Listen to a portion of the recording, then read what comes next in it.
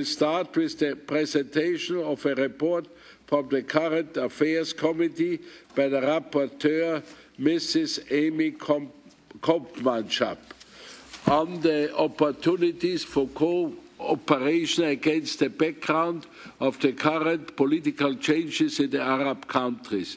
This report is mainly based on findings in the countries concerned, namely Morocco and Tunisia, by the VNG, the Association of Municipalities in the Netherlands, which is involved in bilateral cooperation projects.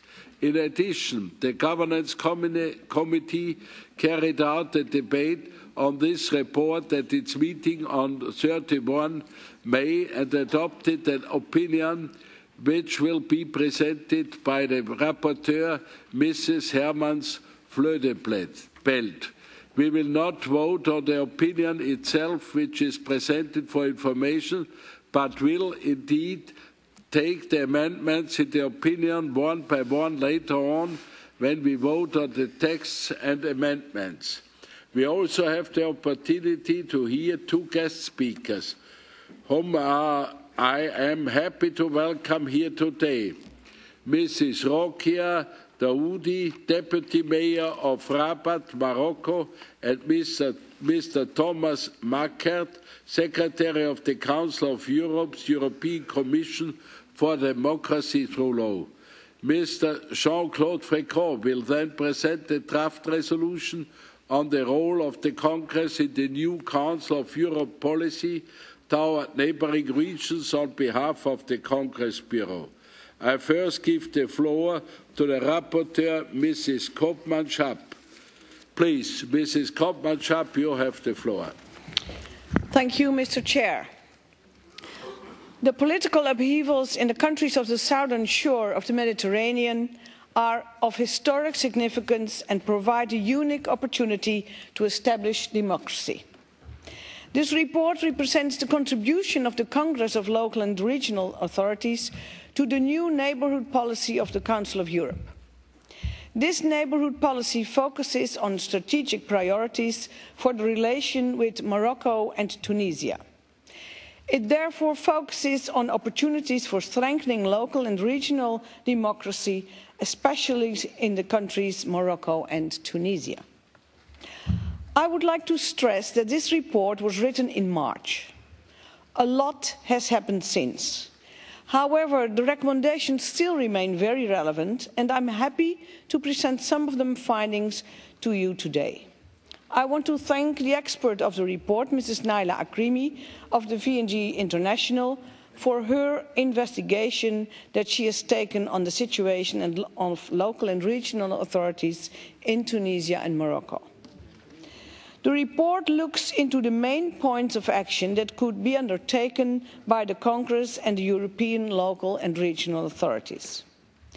It details the areas of need of support, such as the strengthening of local actors of human resources, the creation of an enabling environment, the support towards the next local elections, the strengthening to the role of youth and the need for strengthening many basic services.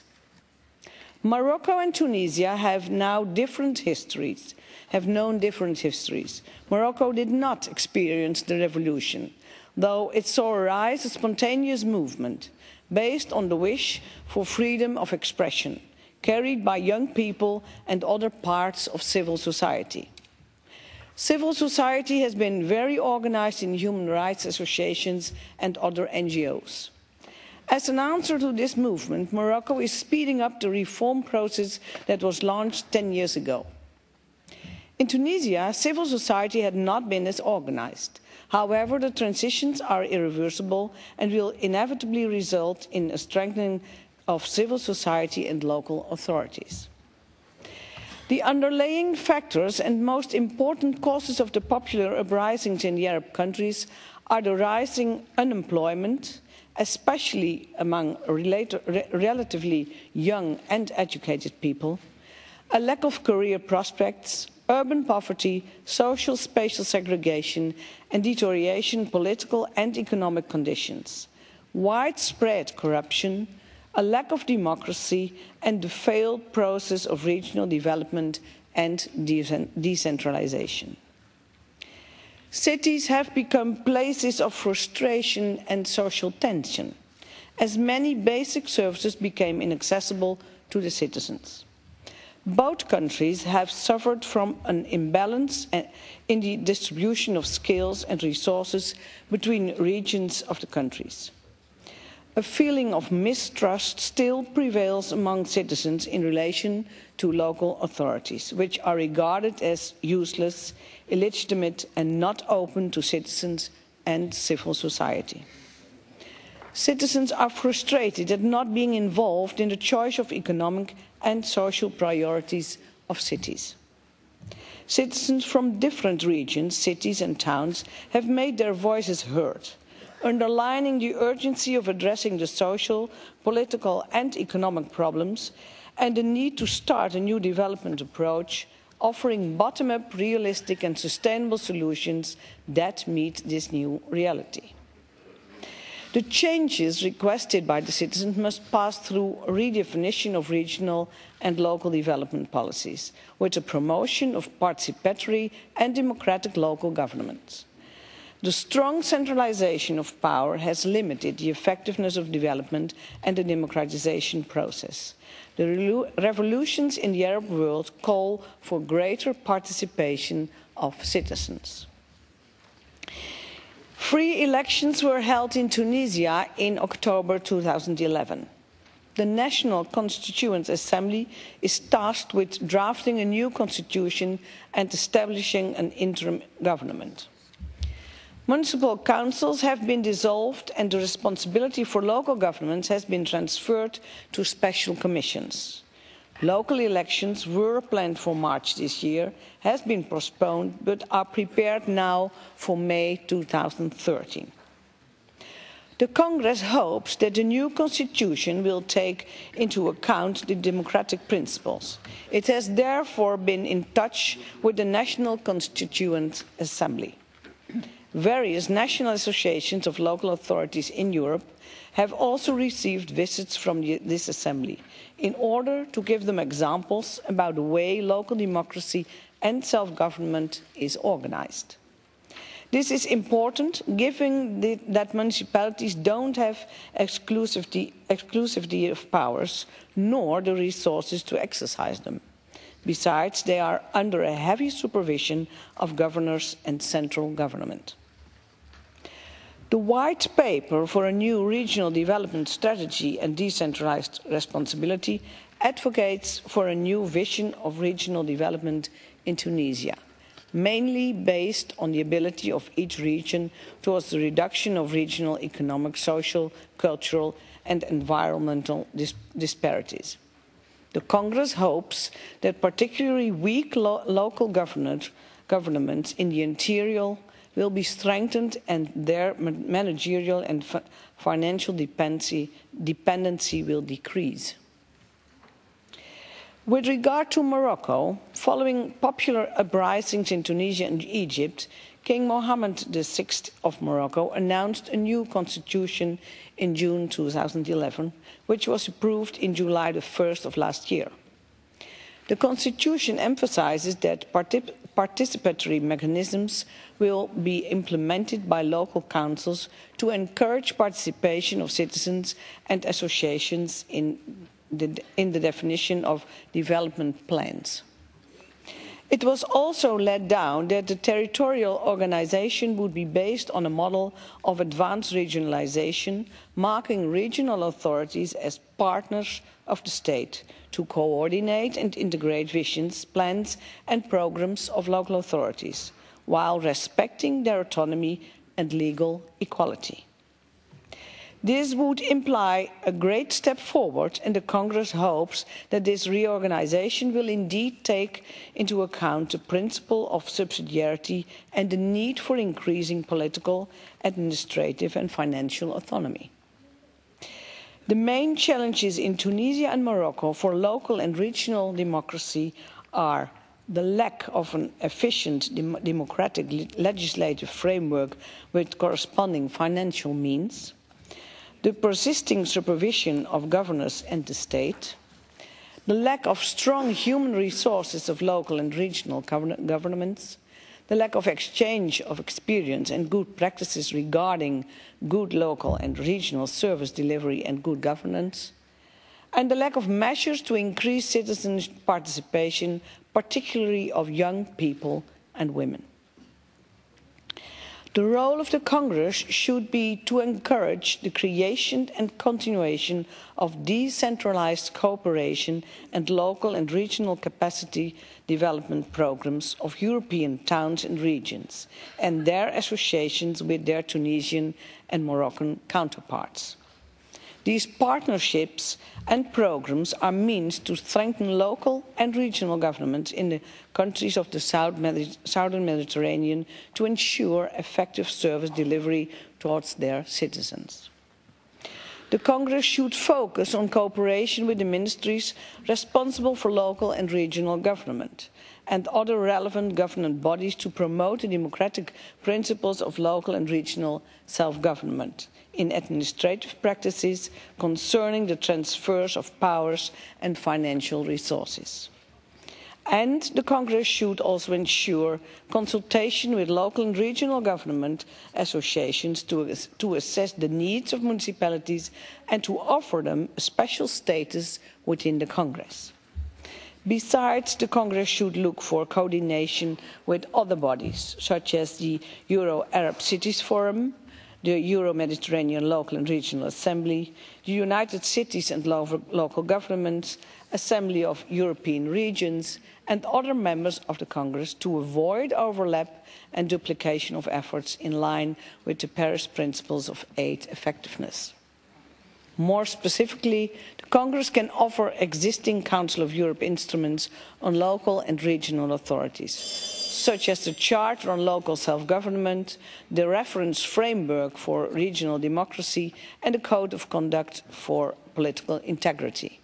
This knowledge can be shared through seminars and round tables. It can also offer the know-how in observations of local and regional elections and help to promote education for democratic citizenship and human rights education at local and regional level. To conclude, both in Tunisia and Morocco, there are many opportunities to work on the municipalities and regions of tomorrow.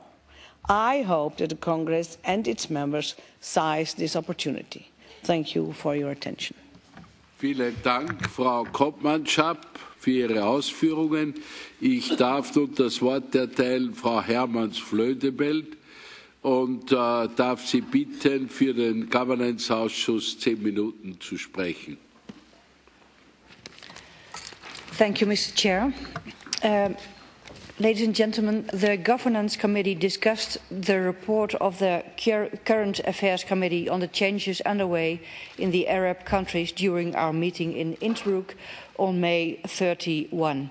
Our opinion was that the report is very good. However, we wished to update it with the perspective of our committee. Giving a second committee the opportunity to look at the text allows you to take a fresh look at it and to see where it can be improved. We mention a couple of issues, such as city diplomacy and corruption, which we consider should be included in the report. We also want to underline the crucial role that women can take and must play in local and regional democracy. These amendments you can find listed at the end of our opinion, and I will present them after the debate.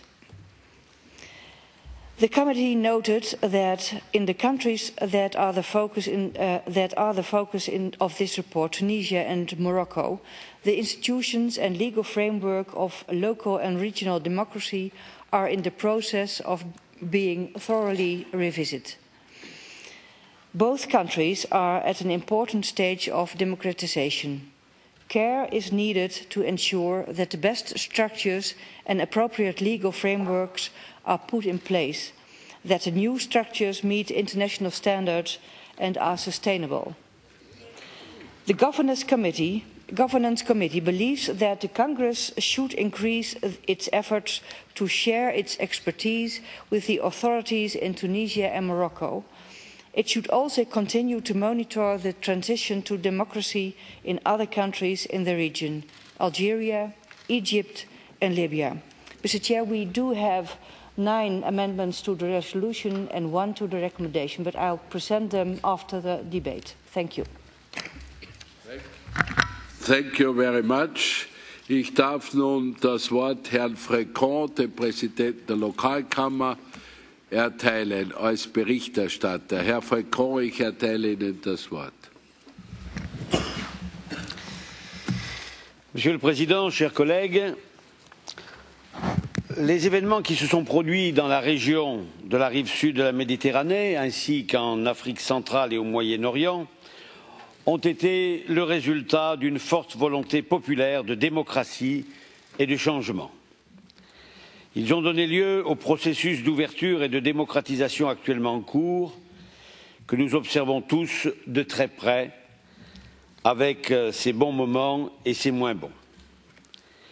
Permettez-moi aujourd'hui de rendre hommage aux hommes et aux femmes qui se sont mobilisés dans les pays qui s'engagent sur la voie de la démocratie ou qui consolident leur structure démocratique. Permettez-moi aussi de saluer à nouveau l'initiative de notre secrétaire général, M. Jagland, d'intensifier les relations du Conseil de l'Europe avec certains pays de ces régions. Le Conseil de l'Europe a adopté, en 2011, une nouvelle politique à l'égard de ces régions voisines qui s'est traduite depuis par la négociation d'un certain nombre d'accords et de priorités de coopération. Je souhaite aujourd'hui vous rappeler à tous et réitérer le soutien du Congrès à cette nouvelle politique et rappeler que son action se situe bien dans ce cadre. Nous nous félicitons d'ailleurs d'avoir été pleinement associés à un stade très précoce de la conception et de l'élaboration de priorités de coopération, tout comme de leur mise en œuvre. Nous avons ainsi pu faire part de notre volonté de contribuer au processus de démocratisation dans ces pays, dont nous observons de près les changements, comme en témoignent les rapports que mes collègues viennent de vous présenter, plus particulièrement sur la situation du Maroc et de la Tunisie.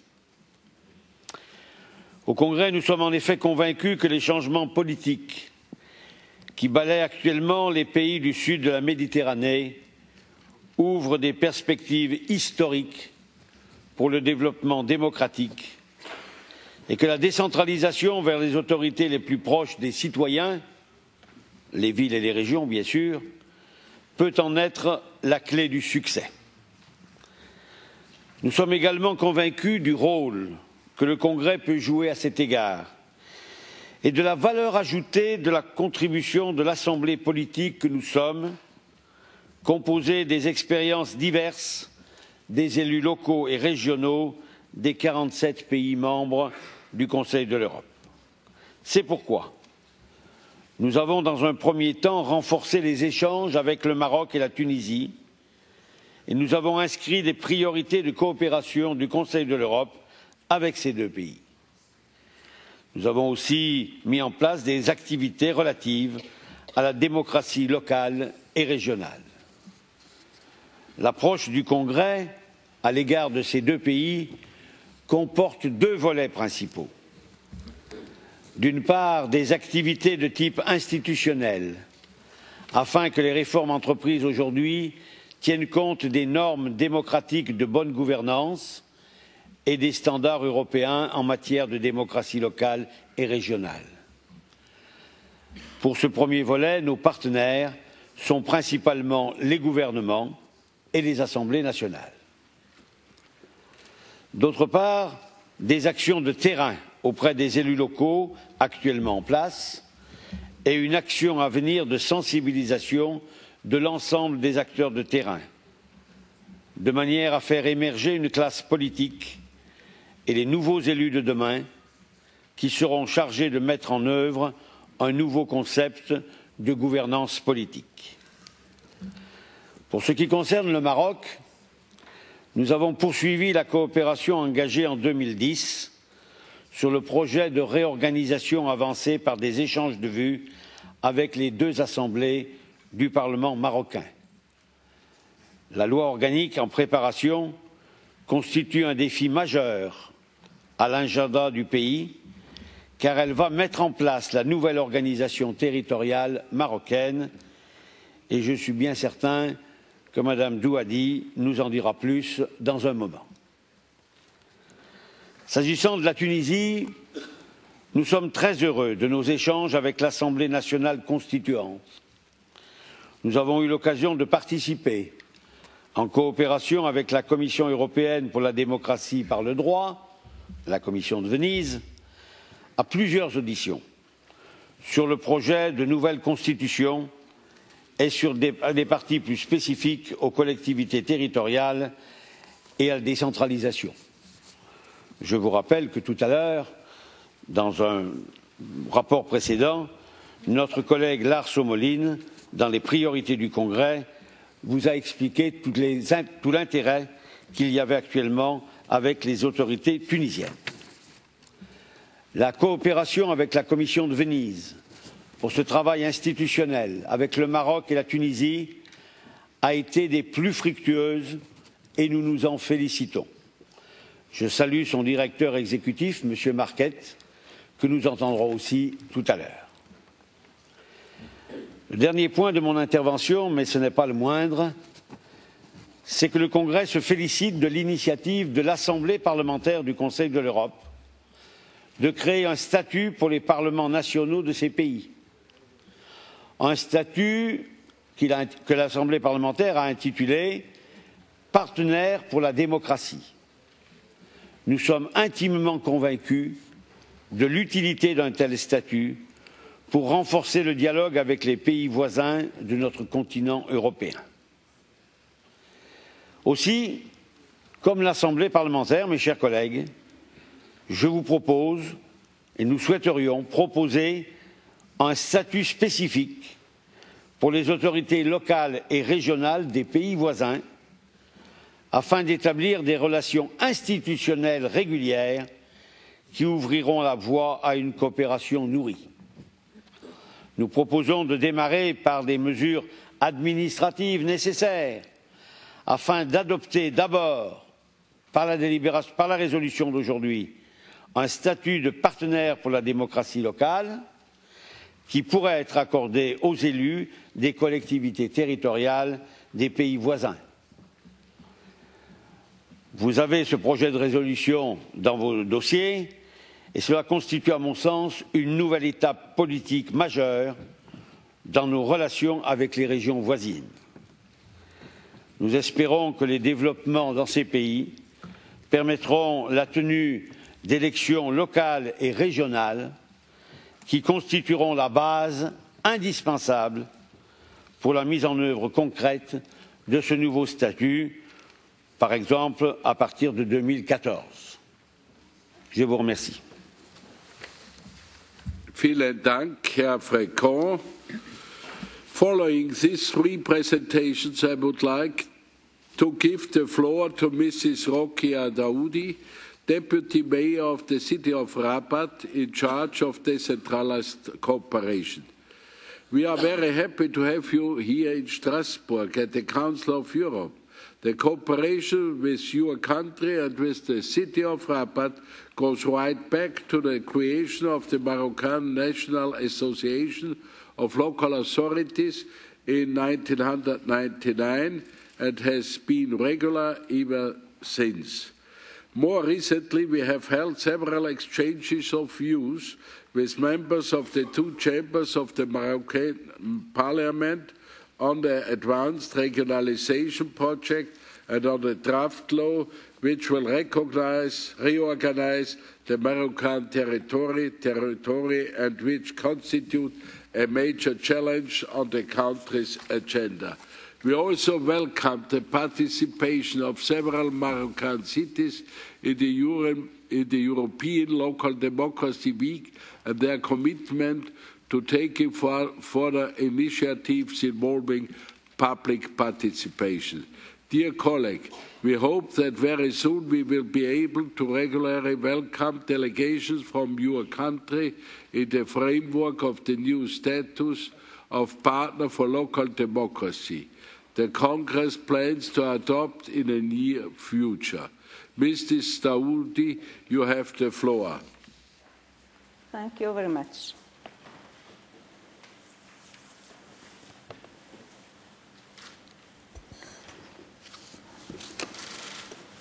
Excellences, Mesdames, Messieurs, permettez-moi tout d'abord de remercier le Congrès des pouvoirs locaux et régionaux pour leur initiative aujourd'hui d'associer l'espace arabo-méditerranéen et en particulier le Maroc aux travaux de la 23e session.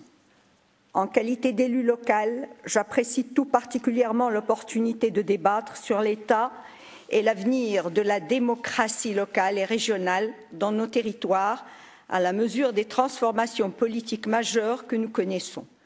Je veux également féliciter les rapporteurs, Madame Amy KOOPMANSCHAP, Madame Jon HERMANS, Monsieur Jean-Claude FRECON pour leurs éloquentes présentations de l'évolution démocratique de nos pays.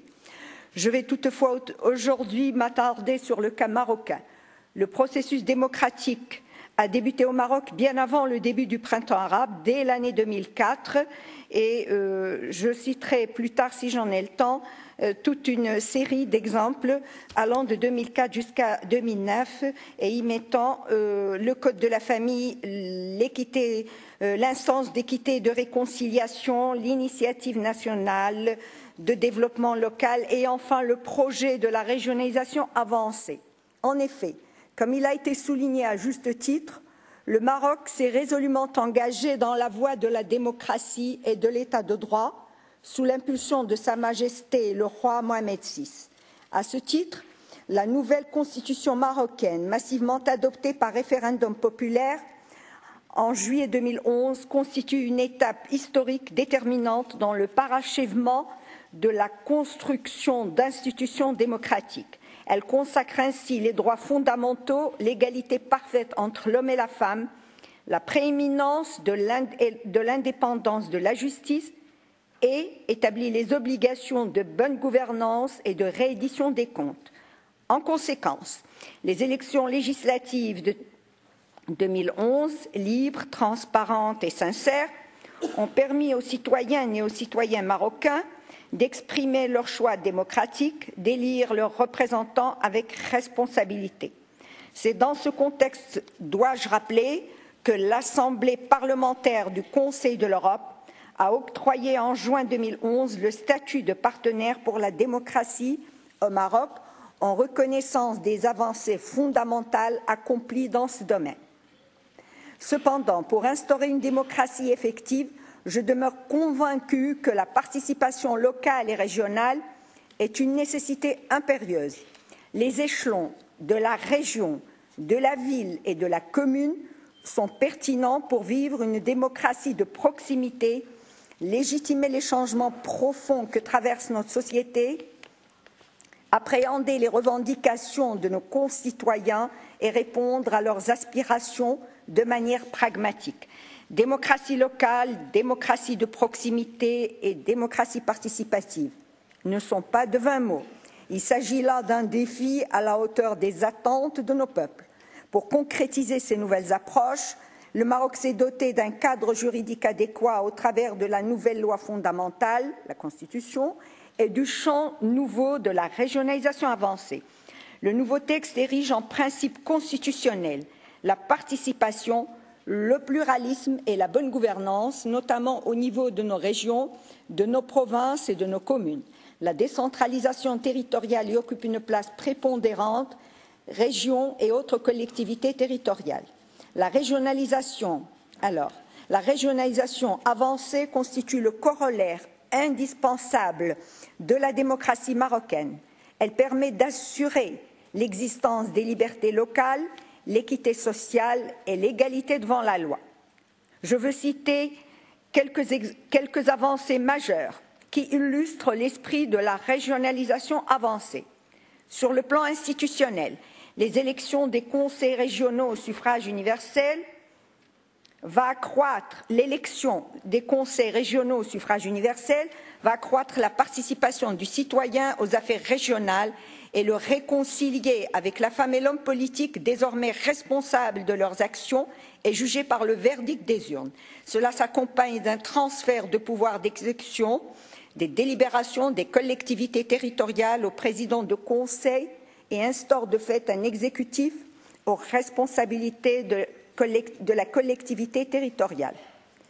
Les principes. En deuxième lieu, le principe de subsidiarité est explicitement mentionné à l'article 140 de la Constitution et il précise, citation, « Sur la base du principe de subsidiarité, les collectivités territoriales ont des compétences propres, des compétences partagées avec l'État. » Fin de citation.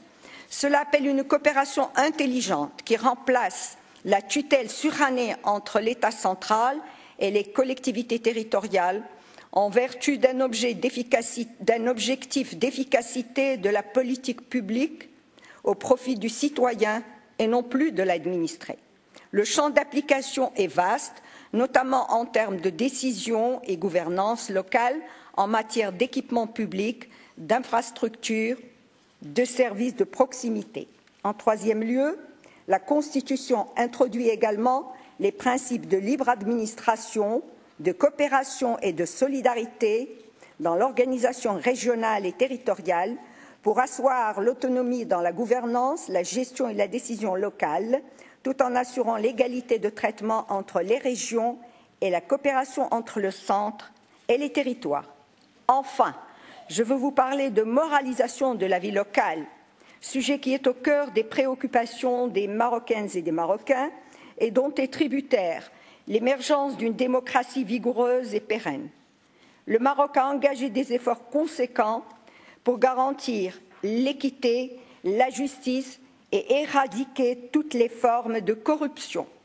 La Constitution renforce l'intégrité et la transparence dans les affaires publiques par l'entremise d'institutions constitutionnelles telles que le Conseil national des droits de l'homme, l'instance nationale de la probité et de la lutte contre la corruption, ou encore la nouvelle Cour constitutionnelle ou le médiateur. Pour conclure, en somme, je dirais que la régionalisation avancée et les orientations politiques récentes favorisent la construction régionale et la démocratie locale. L'institutionnalisation des relations entre État, collectivités et citoyens va permettre de remplacer les anciennes tutelles par une société de droit et de responsabilité.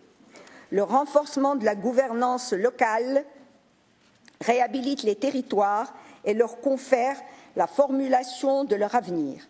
La territorialisation des politiques publiques prend en compte le principe de subsidiarité et les spécificités économiques régionales pour atteindre les objectifs de développement durable. Enfin, je veux m'adresser aujourd'hui à cette honorable Assemblée et à ses représentants, ardents défenseurs de la démocratie et des droits fondamentaux, pour vous assurer que nous partageons vos convictions et nous soutenons vos projets dont les premiers bénéficiaires sont la démocratie de proximité et la liberté de nos peuples. Le Maroc est et demeurera un partenaire infaillible et inaliénable de la démocratie du Conseil de l'Europe et du Congrès des pouvoirs locaux et régionaux. Je salue votre démarche et vos outils, notamment le cadre de référence et la charte de l'autonomie locale, qui sont des instruments utiles au développement de la démocratie locale. Les efforts consentis par l'Union européenne pour la promotion des droits et des libertés ont été récompensés par le prix Nobel de la paix, qui rappelle la responsabilité et les devoirs des femmes et des hommes politiques, des élus dans la défense de la démocratie. Félicitations et merci pour votre attention.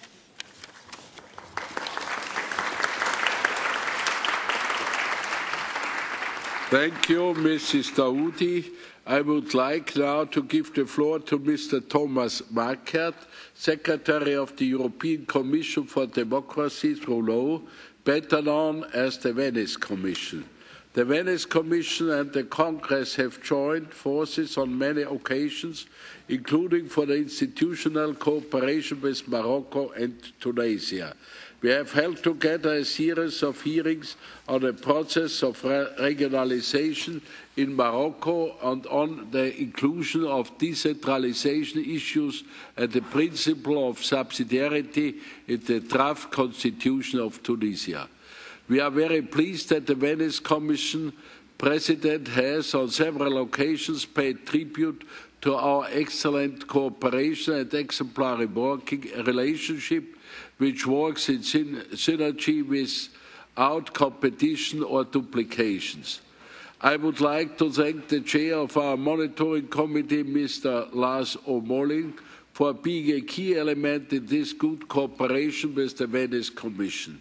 Indeed, the Congress fully intends to strengthen this cooperation, particularly with regard to constitutional issues linked to local and regional issues, by seizing the Venice Commission for an opinion on a more regular basis, as indeed the Parliamentary Assembly does. Mr. Markert, you have the floor. Thank you very much, Mr. President. You can take the rostrum. Okay. Please.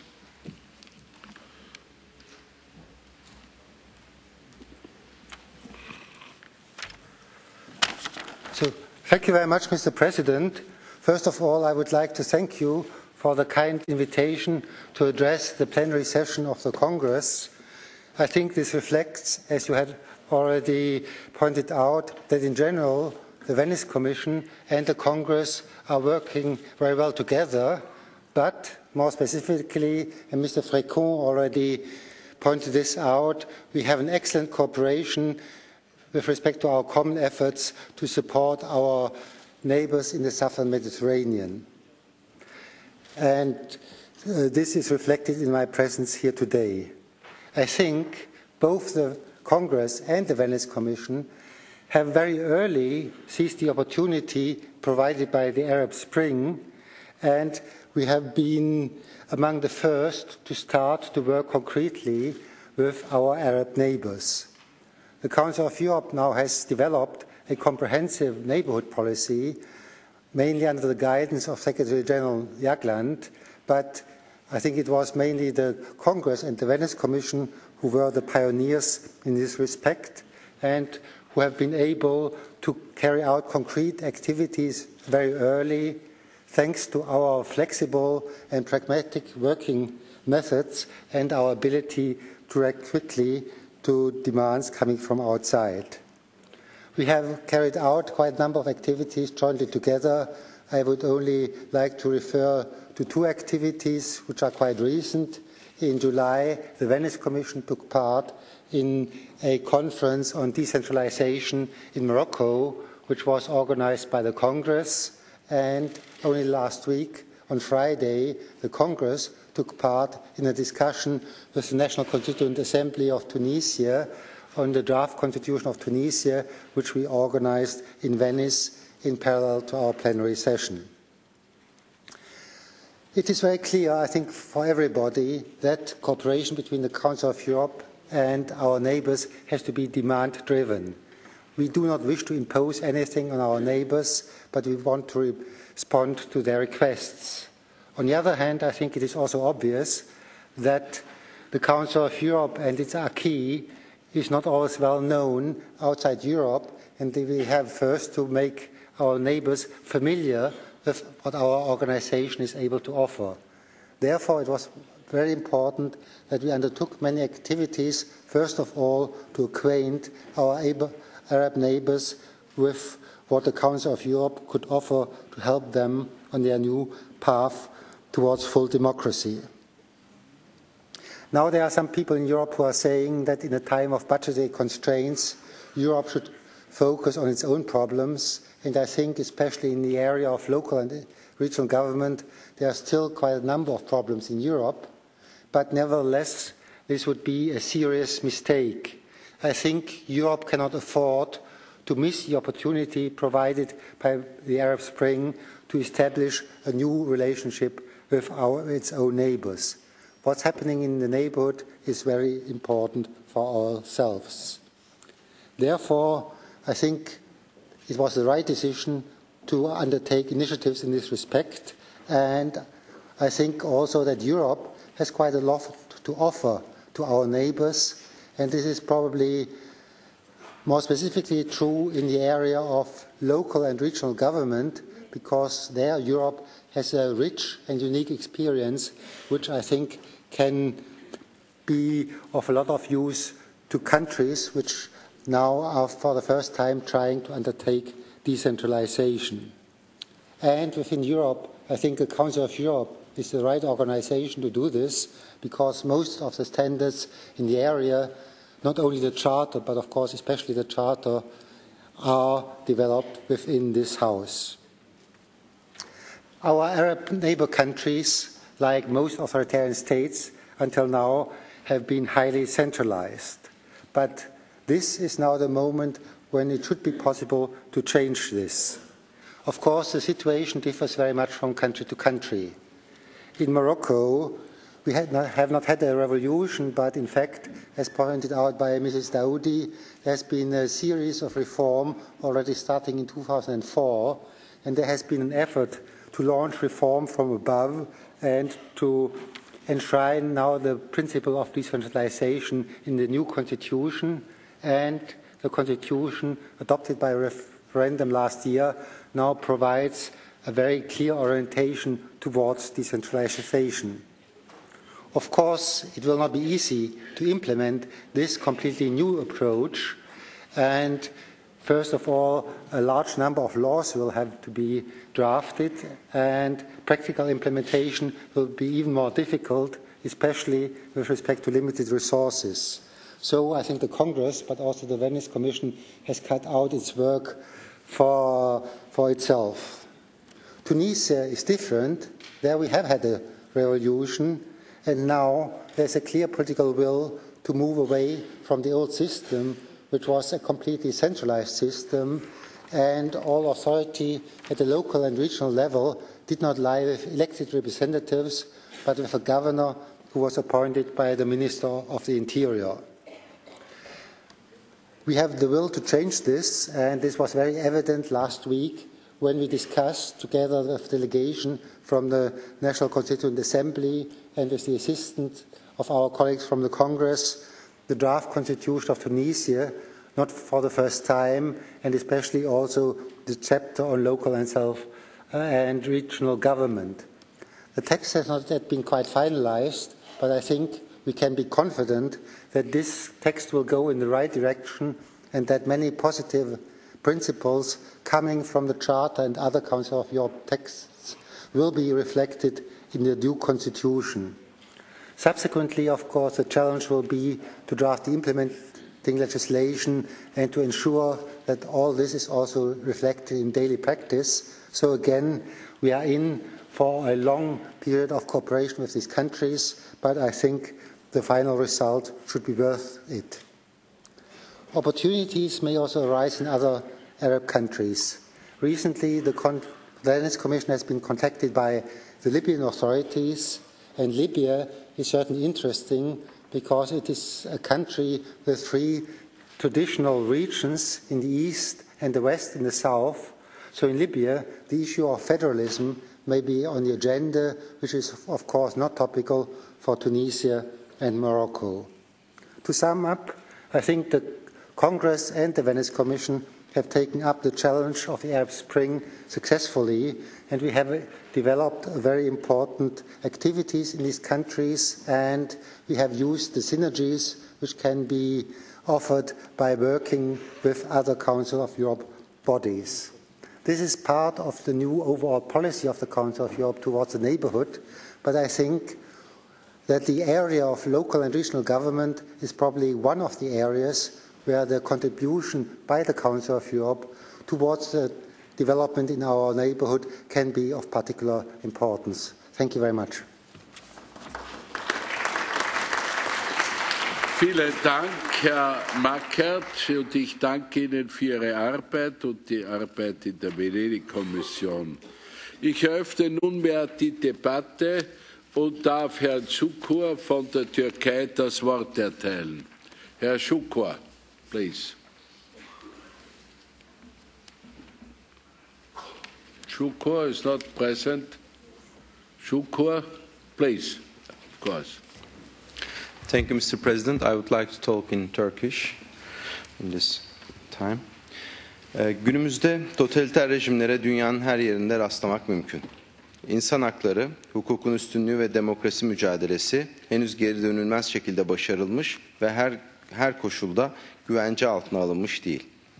Uluslararası toplumun gelişmiş ülkeler arasında saydığı birçok yerde bile iktidarın gücünü elde edenlerin özgürlük rejimlerinden baskıcı yönetimlere doğru yöneldiğini pek çok kez gördük.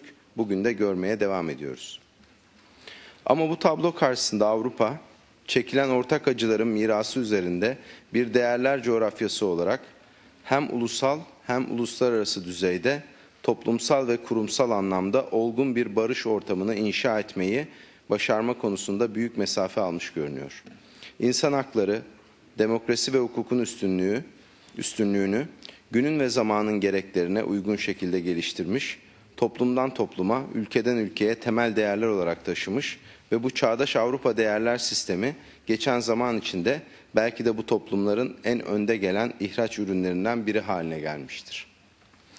Bugünün dünyasına baktığımızda halklar ve toplumlar zamanın ruhuna ve teknolojinin sağladığı imkanlara tutunarak daha fazla özgürlük, daha adil ve çağdaş bir hukuk sistemi ve her düzeyde demokrasi talep ediyorlar. Bu bakımdan Avrupa'nın en önemli siyasi kurumu olarak gördüğümüz Avrupa Konseyi, tüm fonksiyon ve unsurlarıyla dünyanın neresinde olursa olsun aydınlanmayı talep eden bu toplumların yanında olmalı ve onlara açık desteğini sunmakla kalmayıp o toplumlara kendi deneyimlerini ve çağdaş değerlerini taşımalıdır. Bunu yaparken de o toplumların hassasiyet, kültür, değer, öncelik ve taleplerini de anlamaya çalışmalı ve bu toplumlarla hak ettikleri şekilde eşitler arası bir diyalog ve işbirliğiyle bu süreci yönetmelidir. Önemli olan uluslararası siyaset alanında içine kapanık ve çevresinde olup bitenlere duyarsız bir Avrupa mı, yoksa barışa ulaşma ve barışı yaşama deneyimini tüm uluslararası topluma ihraç etmek isteyen bir Avrupa mı olunacaktır sorusunun cevabını bulmaktır. Ne düşündüğü, ne yapacağı önem taşıyan, desteği istenen bir Avrupa için Avrupa Konseyi'nin bu inisiyatifleri iyi niyetli ama henüz başlangıç düzeyinde olan ve mutlaka çapı, şiddeti ve etkinliği artması gereken girişimlerdir. Dünyaya, çevremize sadece ekonomik parametrelerle bakmaktan, uluslararası siyaseti finansal ilişkiler çerçevesinde algılamaktan vazgeçip, her şeyin merkezine insanı, onun değer ve haklarını koymazsak, bunu sadece evimizde değil, komşularımızda da, hatta tüm insanlık için bir öncelik olarak görmezsek, o zaman başka ülkelerde ve çevremizde başlayan yangının nerede son bulacağını kimse öngöremez. Bugün Tunus ve Fas bu işbirliğinin çok güzel ve başarılı örneklerini veriyorlar. Öyle sanıyorum ki bu örnekler ileride daha da çoğalacaktır. Bu süreçte emeği geçenlere tekrar teşekkür ediyorum ve Avrupa'nın tüm siyasi kurumlarını daha fazla rol üstlenmek konusunda cesaretlendirmek istiyorum. Thank you very much. Vielen Dank, Herr Şukur. Ich erteile nunmehr das Wort der Frau Mialot-Müller aus Frankreich. Frau Mialot-Müller, you have the floor. Merci, Monsieur le Président, mes chers collègues. Je voulais vous dire que j'avais eu l'immense honneur de participer et de représenter notre congrès avec la Commission de Venise à la rencontre à Tunis avec l'Assemblée constituante de Tunisie en juillet dernier. Et cet immense honneur s'est accompagné d'une admiration sans borne pour la qualité des échanges qui se sont déroulés pendant plus de 7 heures avec les représentants de l'Assemblée constituante. Permettez-moi de souligner l'importance du rôle de la Commission de Venise, qui, à travers ses constitutionnalistes et les témoignages, ont présenté de manière tout à fait concrète les relations complètes au cœur de la rédaction d'une constitution entre les sortes de pouvoirs qui peuvent s'instaurer, présidentiels, parlementaires, la question bien sûr des contre-pouvoirs, la question des statuts de l'opposition, pour n'évoquer que quelques points qui me paraissent importants. Je voudrais souligner l'importance d'une vision européenne portée par notre Congrès, où l'on a beaucoup pratiqué l'exercice démocratique dans toutes ses variantes, avec des difficultés, avec des évolutions et avec des menaces qui pèsent toujours sur nos fonctionnements démocratiques. Permettez-moi d'insister sur 3 points qui sont partiellement repris dans les amendements. Bien sûr, la question de l'importance de la place faite aux femmes que certains extrémistes voudraient réduire à néant. Ces femmes, dans la vie politique, et nous les avons rencontrées dans l'Assemblée constituante, contribuent très largement à la réussite de ces exercices démocratiques. Place des jeunes également, qui est fondamentale dans cet enjeu démocratique. Deuxième élément, l'importance de prendre en compte des populations qui ne sont pas des populations minoritaires. Je pense aux populations berbères, très fortement présentes au Maroc et en Tunisie, avec leurs caractéristiques de pluré-religion. Ce sont les premières populations qui ont existé dans ces pays et elles sont parfois un peu oubliées de ces exercices démocratiques. Enfin, permettez-moi de souligner également l'importance de la formation des élus dans les exercices qui se déroulent. Monsieur le Président, je vous propose que, bien sûr, nous soutenions toutes les invitations dont nous ferons l'objet, non pas pour donner un modèle, le nôtre ou les nôtres, mais pour témoigner, à partir de leurs travaux, de nos expériences respectives et de ce qu'il est possible de faire dans ces exercices démocratiques. Pour certains, au sein de ce congrès, la démocratie locale est ancienne, pour d'autres elle est plus récente. C'est de ces pratiques variées que nos amis des pays arabes sont demandeurs, mais les populations, avec les difficultés économiques qui ne manquent pas de poindre, s'impatientent et cela donc est très difficile à gérer. Nous souhaitons aux collectivités locales du Maroc et de Tunisie d'accéder le plus vite possible à la démocratie locale, car les populations l'attendent. Je partage totalement les résolutions et recommandations formulées, ainsi que les amendements formulés par notre commission de la gouvernance.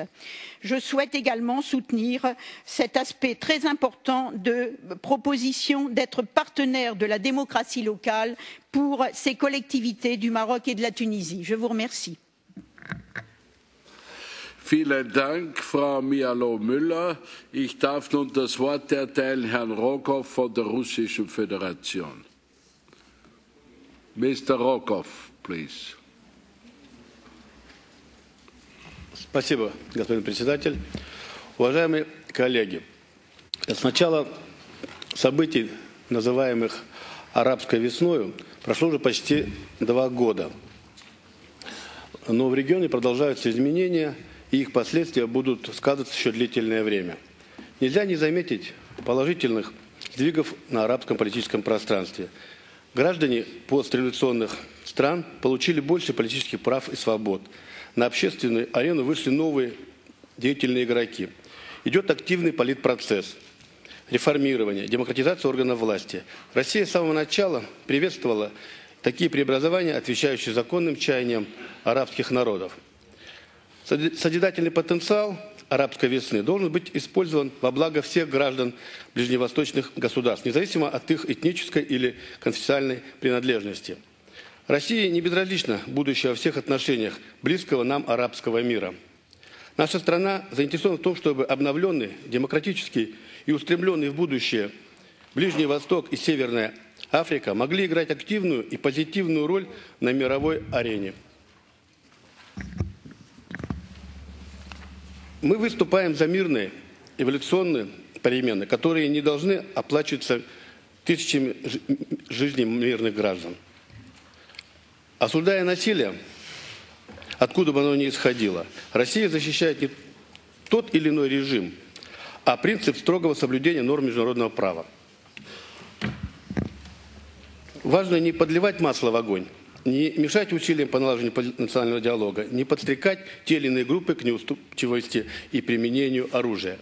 И, естественно, возникает вопрос, что бы мы хотели в результате иметь на пространстве, постреволюционном пространстве арабской весны. Цивилизованные, социально ориентированные государства, в которых идут процессы социально-экономического развития, или же шариатские государства с догмами шариата, с проблемами, которые будут проистекать из подобных подходов к социально-экономическому развитию региона. Вместе с тем, прежним противоречиям, которые так и не удалось устранить в рамках арабской весны, на революционной волне добавились новые вызовы. Наряду с теми новыми участниками политической жизни, которые принимают конституционные правила игры, подняли голову силы откровенно экстремистской направленности, готовые в собственных интересах воспользоваться уязвимыми местами государства и общества в переходный период. Процесс смены авторитарных режимов привел к расшатыванию системы региональной безопасности, возникновению очагов вооруженных конфликтов, новой волне терроризма. Эти явления дополняются неконтролируемым трафиком наркотиков, оружием, свободным перемещением боевиков. Реакция международного сообщества на нынешние потрясения и новые тенденции в арабском мире должна строиться с учетом наличия там хронических конфликтов.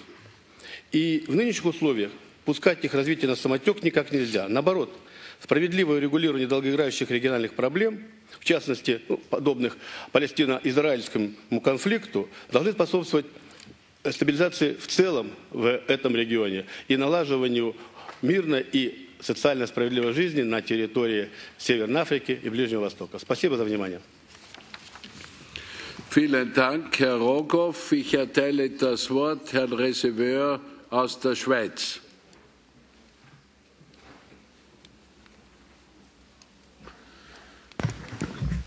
Monsieur le Président, chers collègues, honorables invités, j'ai eu l'honneur la semaine dernière de donner le témoignage du Congrès dans le cadre du Forum mondial de la démocratie ici même à Strasbourg pour rappeler que dans une certaine mesure, le Conseil de l'Europe et son Congrès sont un mode de coopération démocratique, un modèle de coopération démocratique sans frontières. Nous sommes convaincus au Congrès de l'importance et des avantages évidents que revêt la coopération des collectivités européennes entre elles, à travers les frontières, et de l'appui fondamental que le Congrès peut apporter à la démocratie locale et régionale.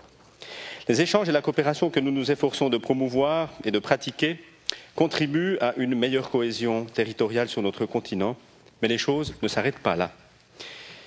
J'ai eu l'occasion aussi cet été d'être associé à une délégation avec notre collègue Luciano Caveri, la directrice du Congrès, une représentante de la Convention de Venise, pour se rendre au Maroc et procéder avec des représentants des plus hautes autorités législatives nationales à un échange de vues pour le Congrès.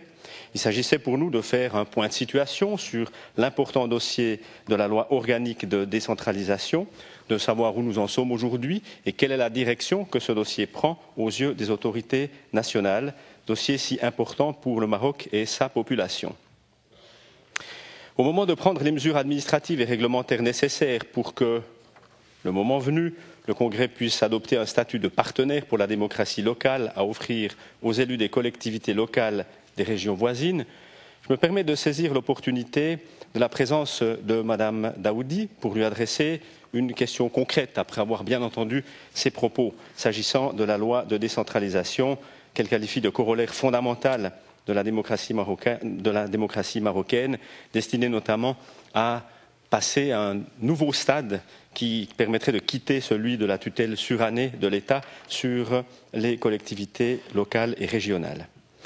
Dans le contexte particulier qui est celui des communes marocaines, comment envisagez-vous le rôle moteur qui peut être celui de la capitale du Royaume du Maroc dans le nécessaire mouvement vers plus de démocratie locale et régionale, aussi bien en ce qui concerne les relations que vous pouvez avoir avec notre Congrès que celles que vous souhaitez mener avec vos autorités nationales. D'avance, je vous remercie de votre réponse.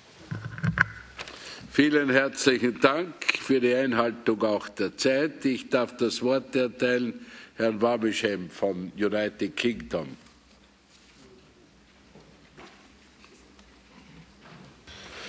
Okay, thank you, President.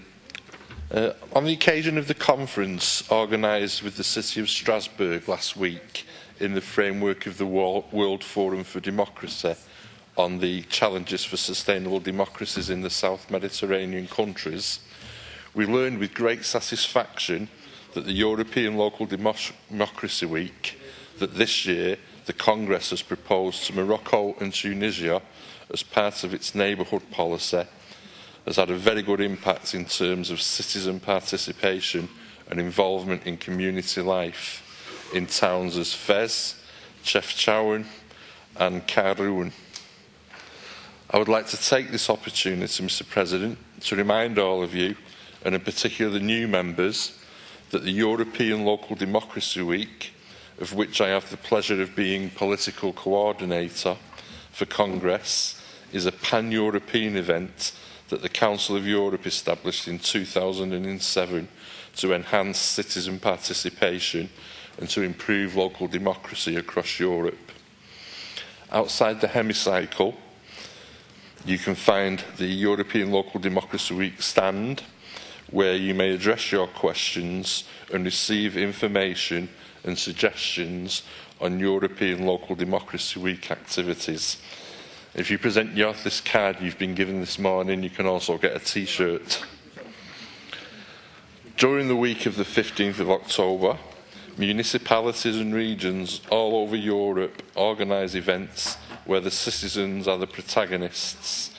The aim is to bring them closer to local institutions and to their local councillors, and to let them know how they function and how to take part in the decision-making process. The city of Rabat has also organised, or is going to organise, a conference with citizens in the framework of the European Local Democracy Week on human rights, implemented in your community. May I ask Deputy Mayor Daoudi to comment briefly on the contribution that the European Local Democracy Week may bring to the South Mediterranean countries and how it may help their transition. Thank you, Mr. President. Vielen Dank, Herr Wormishem. Ich darf nun Frau Kapitsova aus der Russischen Föderation um ihren Beitrag bitten.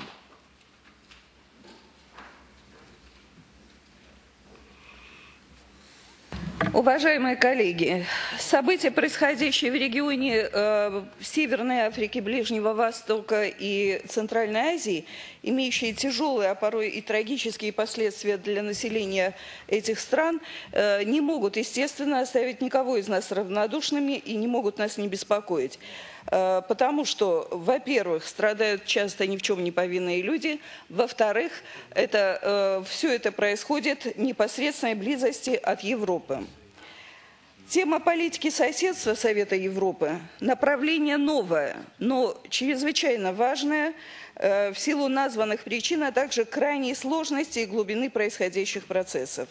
Убеждена, что Конгресс может и должен внести свой вклад в осуществление этой политики в рамках своей компетенции и своих полномочий.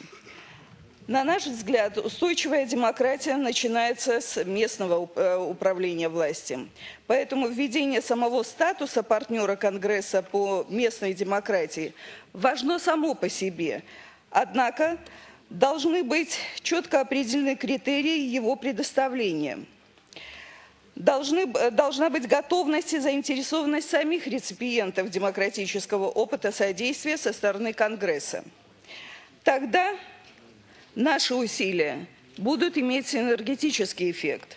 Тогда демократия не будет привнесена извне, а ляжет в благодатную почву и получит надежных сторонников и проводников. Вместе с тем мы должны быть очень деликатны и обязательно учитывать специфику этих стран, конфессиональные особенности и действовать по принципу «не навреди».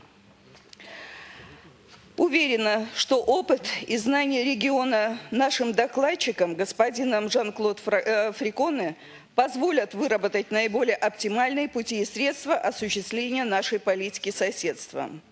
На наш взгляд, основными принципами нашего взаимодействия с государствами арабского мира и Центральной Азии должны быть, первое, равноправное сотрудничество по тем направлениям и проектам, о которых сами они попросят, и не навязывать готовых рецептов.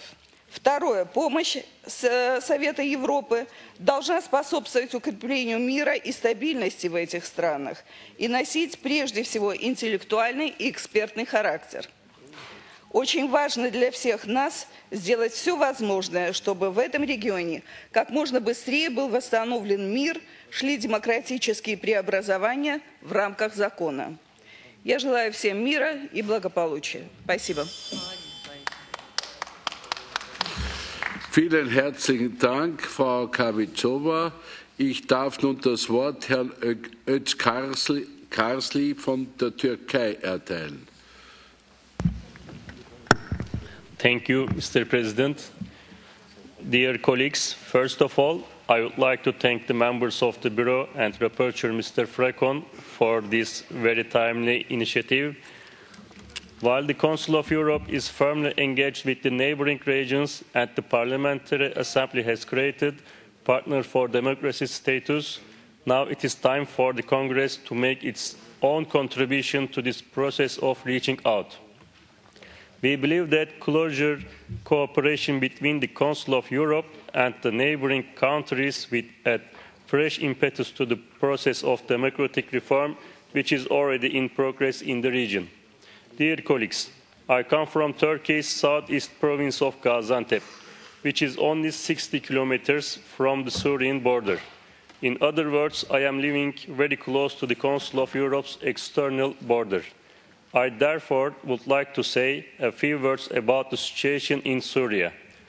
Aleppo, one of the largest cities of Syria, and my hometown Gaziantep are sister cities since 2005. Before the conflicts in Syria started, Gaziantep and Aleppo were like a single city with extensive exchange of visits, shopping, trade, and lively economic activities thanks to a visa-free regime. It was a perfect example of transfrontier cooperation. Over the last few years, foreign trade had increased threefold.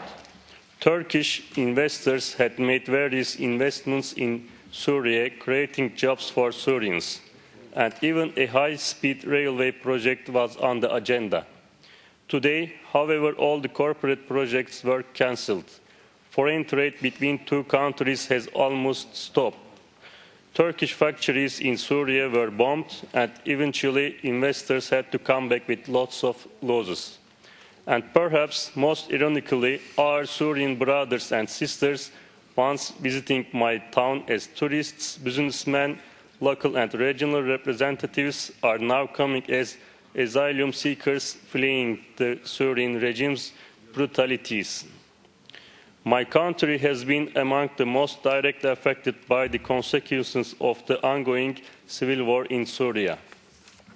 We maintain an open border policy for Syrians fleeing from the violence in their country, strictly complying with the principles of non-refoulement and non-rejection.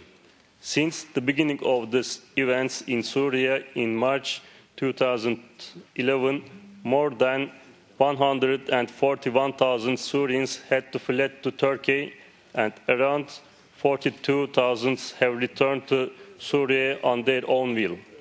As of yesterday, the numbers of the Syrians accommodated in 14 shelters in Turkey have exceeded to 100,000.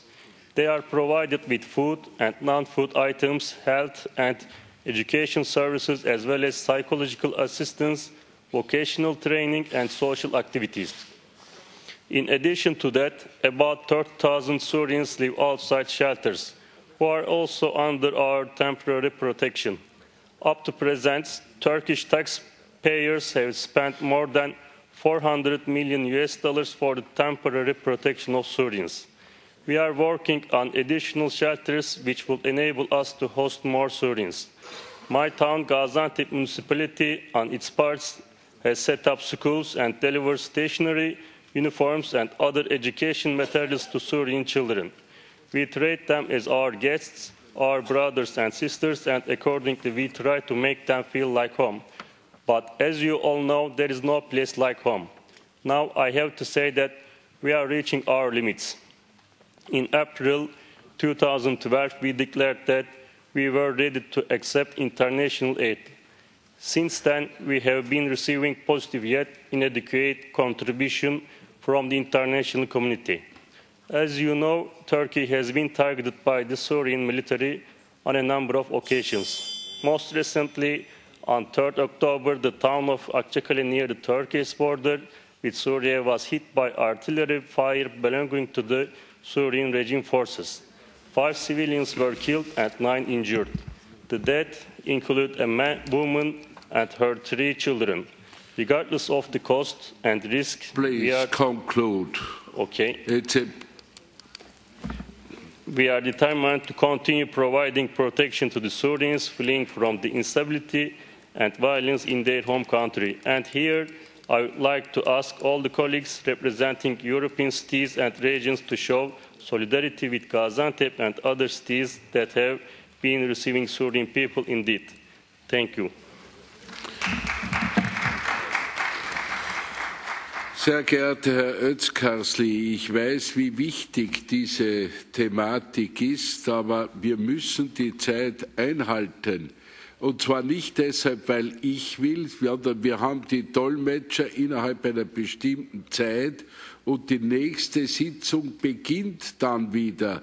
Und deshalb, wenn jemand länger redet, dann nimmt jemand anderen die Möglichkeit, hier das Wort zu ergreifen.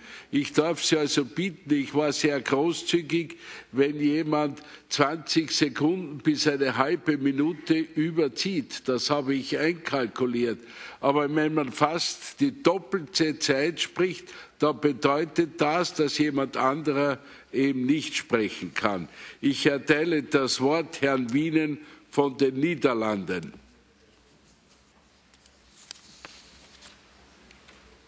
Thank you, Mr. President. I will make it short. Many speakers have stressed the importance of local and regional development for the developments in the Arab countries. I want to say a few words about the contribution of Mr. Markert of the Venice Commission. I think that the contribution of the Venice Commission on the constitution of countries like Tunisia and Morocco is very important. This is an important opportunity to influence the democratic developments and to work on a strong and good constitution. As you know, the Congress also has its contacts in this process, and I hope, and that's what I want to say, that the cooperation with the Congress, the Venice Commission and the Congress can be further developed, especially concerning the place of local and regional government in the constitutional framework in these countries. Thank you. Vielen Dank, und ich darf das Wort erteilen Herrn Lars Molin, unseren Vorsitzenden des Monitoring-Ausschusses. Thank you, Mr. Chair. I will also try to be very short. But first I would like to say thank you very much for the very good and interesting reports which we have heard here about, and also for the many interventions. I took part in the discussions with the Constitutional National Assembly of Tunisia, which took place in the margin of a meeting of the Venice Commission last week. And I must say that was a very good and fruitful meeting. The discussions will, of course, continue. And I would like to emphasize the importance to have a good dialogue. We have to give and we have to take. The Congress was especially asked to give its contribution on the question on equalization, which is important, not at least in a country like Tunisia, where the economical situation is so difficult, because if you compare the coastal regions with the inner parts, you have different conditions. We also were asked to comment on which competencies should be delegated to the local authorities. I reported back to the Bureau of the Congress last Monday, yesterday, and the Bureau agreed on my proposals, and I think this is an example where we can offer support from the Congress, support which is asked for from other countries. Thank you. Vielen Dank, Herr Mollin. Es wurden in der Debatte angesprochen die Frau Bürgermeisterin Daoudi und Herr Markert. Ich darf Sie bitten, vielleicht kurz nochmal Stellung zu nehmen. Frau Daoudi, Sie haben das Wort.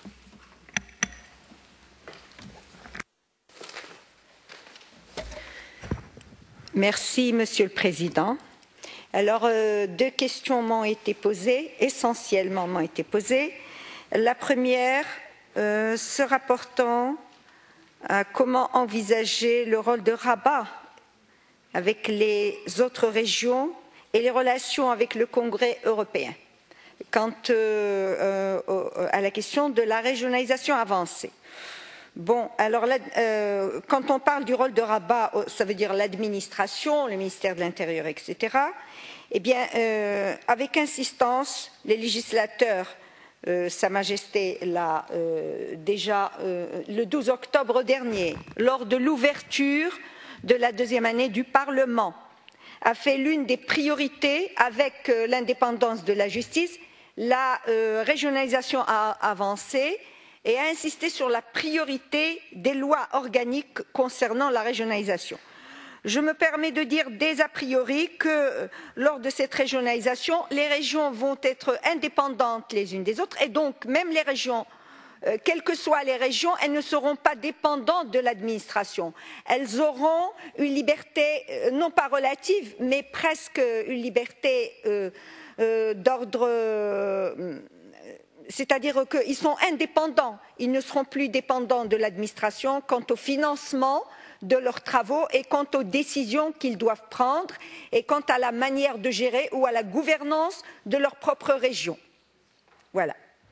Je pense les rapports avec le Congrès européen ne seront que plus encouragés. Je l'ai avancé lors de mon intervention, le Maroc est et continuera à s'inscrire dans le programme de l'Union européenne et du Congrès européen et adopte les outils de la démocratie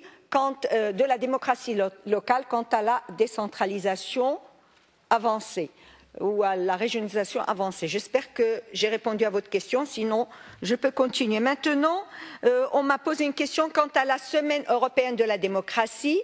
La municipalité de Rabat a effectivement pris part à la semaine de la démocratie et le 10 octobre dernier, elle a organisé, en collaboration avec la commission régionale de Rabat-Kenitra des droits de l'homme, un colloque sur les droits de l'homme pour des collectivités locales plus inclusives. Il y a eu des intervenants, professeurs spécialistes quant à la matière. Suite à cela, il y a eu un débat et les participants, il y avait des ONG, il y avait des universitaires, il y avait aussi des personnes de la société civile. Le débat était très fructueux dans la mesure où l'assistance a fait part de ses problèmes, de ses soucis, je vais m'arrêter, de ses aspirations, voire même de ses aspirations. Et on a justement, vous voulez me demander de m'arrêter, on a demandé, parce qu'on avait d'autres choses à faire par la suite, on a demandé d'arrêter suite à ce que l'on reprenne ce débat dans un délai très proche. Autrement dit, nous nous inscrivons d'une manière pratique à la semaine européenne de la démocratie locale. Merci pour votre attention. Vielen Dank, Frau Bürgermeisterin. Und ich darf nun Herrn Markert ersuchen von der Venedig Kommission. Thank you very much, Mr. President. I do not think I have much to say. I can only wholeheartedly agree with all interventions, like the intervention by Mr. Wienen, which underlined the importance of working together between the Congress and the Venice Commission, especially on the constitutions of these countries. Maybe one remark with respect to countries like Tunisia, which have gone through a revolution.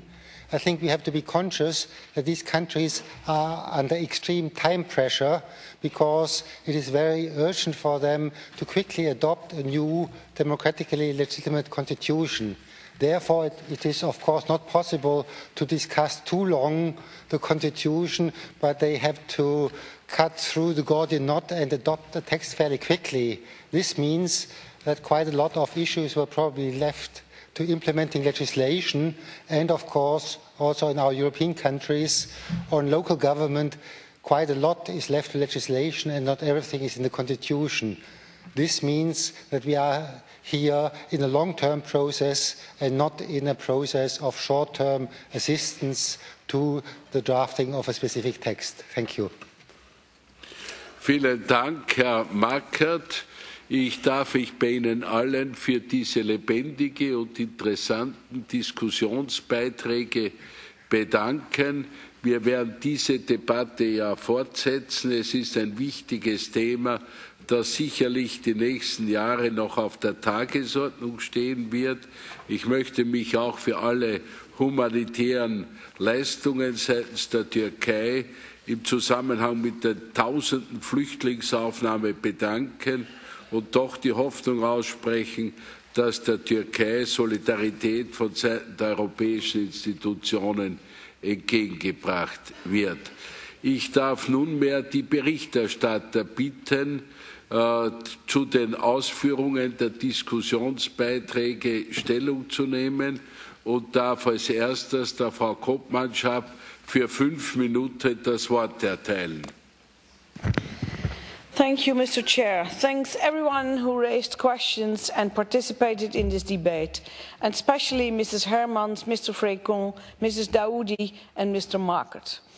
I'd like to thank Mr. FRECON for his underlining the partner of local democracy status for the southern Mediterranean countries. I think this is a very important status these countries can get, and so there's a good opportunity to work together and further on. And it's good to hear from Mr. Markert also that the Libya country is also in line with us, has contacts and wants to have the opportunity to work together. Mr. Çukur asks himself and us, can Europe stay indifferent? I think the answer is no, and I think this report and all the actions there are the answer on your question. No, Europe doesn't stay indifferent. Europe wants to be active. It has an active attitude to the southern Mediterranean countries, and it has to be like that. That's our goal. Mrs. Müller, she contributes that the role of the Venice Commission is a very good and important one, and I'd like to underline that. But she also underlines the position and the necessity of women and young people in politics in these countries, not only in those countries, but also in our countries. And I like we said in the report, that the southern Mediterranean countries try to develop their partnership very well. Partnership is a good initiative, and it has to be underlined. Mr. Özkarsli from Turkey talks about this issue, but moreover this issue about Syria and the refugees Turkey takes in his country and gives the food and the need they have. I think that we have to recognize that Turkey has a big role in this, and that we all hope that it's not for long that Turkey has to take this role for the Syrian people, and we hope that this will end soon. I like to underline too, once again, the very important role of the Venice Commission in this issue, because now and in the future we need to work together and to support each other's work, and I hope we will do also in the future. Thank you, Mr. Markert, and thank you, Mr. Chair. Vielen Dank, Frau KOOPMANSCHAP, und ich darf nun das Wort Frau HERMANS-VLOEDBELD übergeben. Bitte. Thank you, Mr. Chair. I only have the amendments from the Governance Committee. Oh, no. It is now the general debate, and you can take part of the general discussion at the concluding speech, please. But I only have to say I have... The amendments you get afterwards. I know, that's right, but I only have to make the statement that I'm glad with the contributes from the speakers to the debate. Yes, then you get the floor at the point of amendments. Ich darf nun Herrn FRECON das Wort erteilen. Oui, Monsieur le Président, je crois que les nombreux intervenants dans notre débat ont chacun apporté un petit peu d'exemples supplémentaires. Moi, je voudrais surtout retenir que plusieurs d'entre vous, vous êtes satisfaits de cette proposition de statut de partenaire pour la démocratie locale que nous pourrions proposer.